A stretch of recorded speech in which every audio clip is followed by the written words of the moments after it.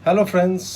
1952 में 600-700 जातियां दलित थी। बाबा साहेब के संविधान ने 600 और जोड़ दिया, यानी 5000 वर्ष के मनुवादी ब्राह्मणवादी व्यवस्था ने 600 अछूत जातियां बनाई और 70 साल के बाबा साहेब के संविधान ने 600 और जोड़ दिया।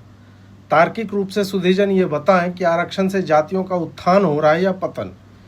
एससी के 135 से 145 आईएएस अफसर हैं, 50 से 62,000 क्लास 1 ऑफिसर्स और 1.5 से 2.25 लाख क्लास 2 ऑफिसर्स हैं इस देश में। अंबेडकर को उनके शिक्षक ने और तत्कालीन महाराज सियाजीराव गायकवाड़ ने उन्हें विदेश भेजा। फिर छत्रपति शाहू जी महाराज ने उनकी लंदन की पढ़ाई पूर्ण करवाई।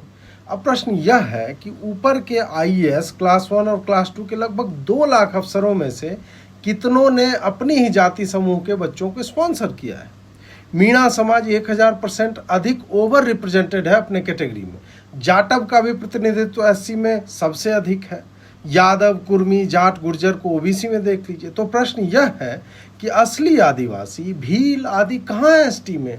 मुसहर, मांझी, वाल्मीकि, सुदर्शन, बहेलिया, बंता, डोम, हलालखोर, तुर्री, पासी, भंगी और मदारगी के बच्चे स्कूल भी पहुंच पा रहे हैं। ओबीसी की लगभग 1000 जातियों को सरकारी नौकरियों में शून्य या नगण्य हिस्सेदारी है, जैसे कश्यप, केवट, मल्लाह, निषाद, बिंद, राजभर, पाल, बघेल, बढ़ई, कुम्हार, लोहार, तेली, चौरसिया, नाई और नोनिया। फिर कहा जाता है कि आर्थिक आधार पर रिजर्वेशन नहीं होना चाहिए, क्योंकि जो 2-4 जातियां आरक्षण खा रही हैं सारा, उनकी आर्थिक स्थिति भी ठीक है।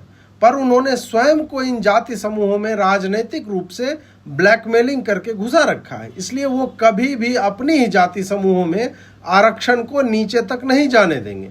इसलिए रिजर्वेशन पर रीथिंक, रैशनलाइज, रिफॉर्म और अंततः रिमूव करने के लिए हमें चर्चा करती रहनी चाहिए।